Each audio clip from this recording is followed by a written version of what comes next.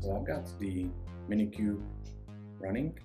I've started it with this command, creating a new profile called KNative. So how to install KNative? It's actually installed, and there's an installation script in my demo, and this is how I installed. I installed version 0.14.0, and for the ingress/networking layer I've used the contour. So there are a couple of things that need to be configured, for instance DNS, and yeah, that's the way it's described on their webpage. And once it's installed, I should be able to actually see all those custom resources. If I do hit CRD, there are a bunch of things coming from the KNative namespace, like the service for KNative. I can query those by get kservice. So there is actually one already installed by me. That's the one service. Yeah, this is the one that's already installed. As you can see, there is a one Docker file or Docker image in the deployment called pinger. I can show you the code for the pinger.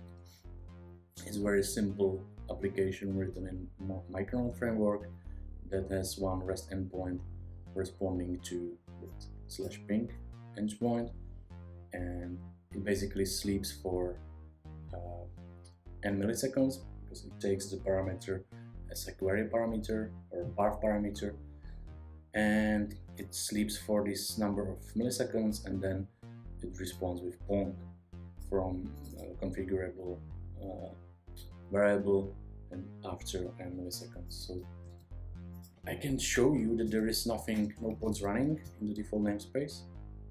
I was lying. There is actually one. So there is a pinger deployed. That's my previous deployment, and there is also operator that was able to convert the pinger from this image to a native version of this image, and it was done in this job. So if I show you the logs of this job,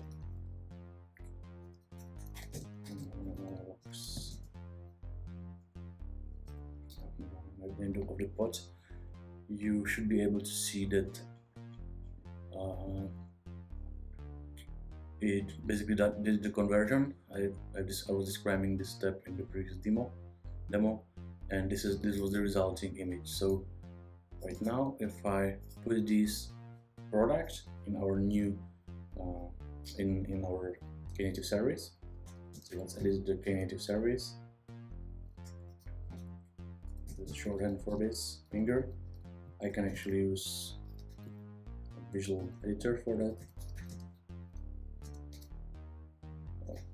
It's cute.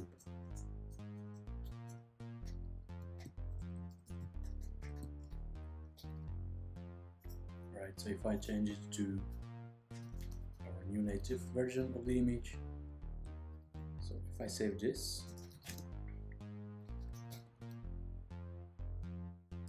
as you can see, these new containers are being created. I can actually remove the previous deployment I've created to make it more clear what's happening there, because there are still some resources from the operator itself and from the conversion. So let me delete those. Yeah, this is the old one.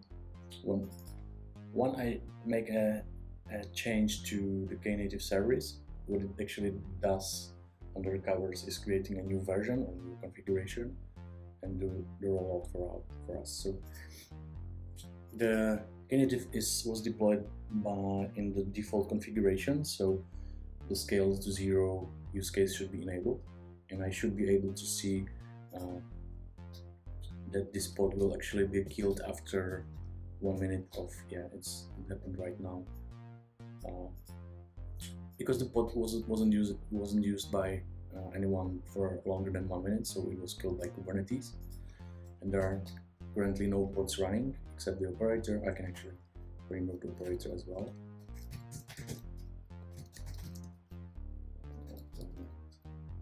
Operator. And I can be watching for pods. It would be actually better. So the finger is still being killed. I can delete the job, so it's empty, almost empty.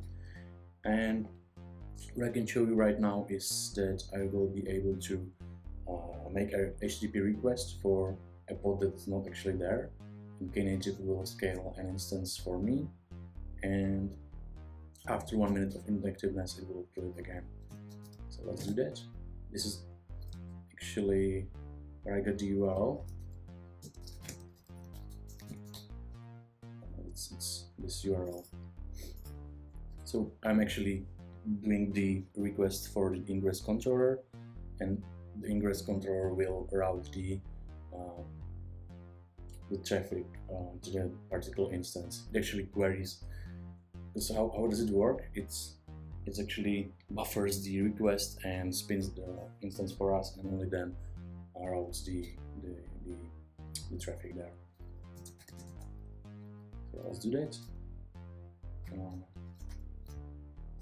So this should sleep for just use the default.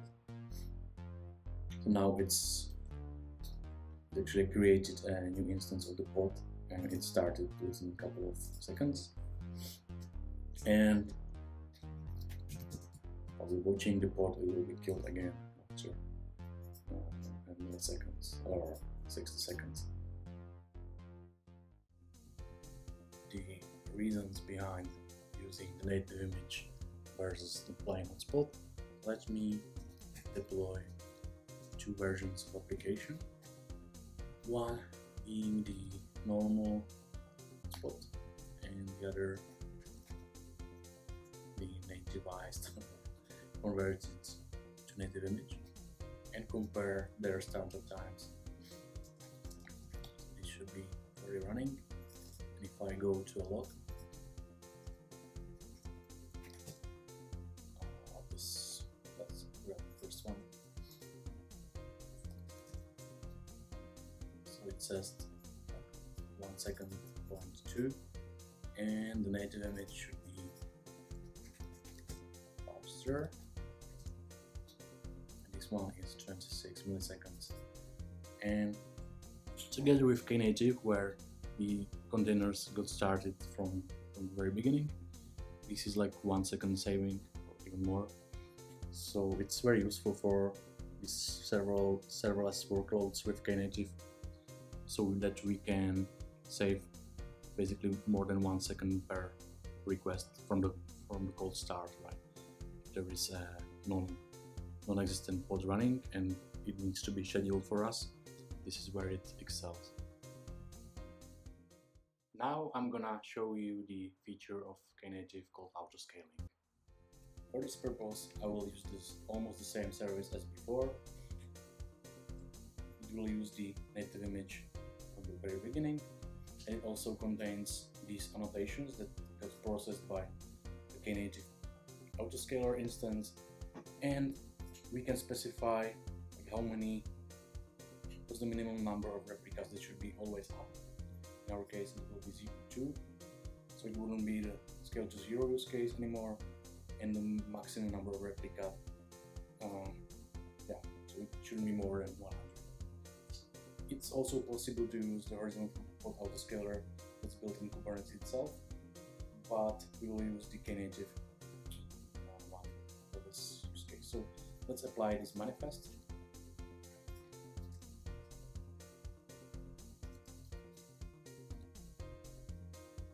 And we should be able to see actually 2 pods being created, because the minimum number of replica was 2.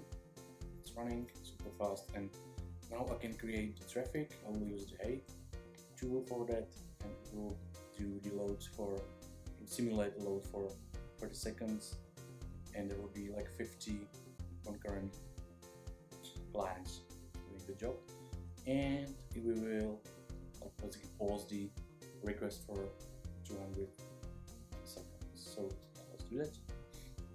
So we should be able to see containers being created very fast. And I can go back to the manifest, and here the number of 5 means that the number of the in-flight request per pod, and if this number is exceeded, it will spawn in your replica. So yeah, and after 1 minute, these instances should be killed. So let's wait for. This is the 100 milliseconds plus some overhead done by the client itself and frameworks.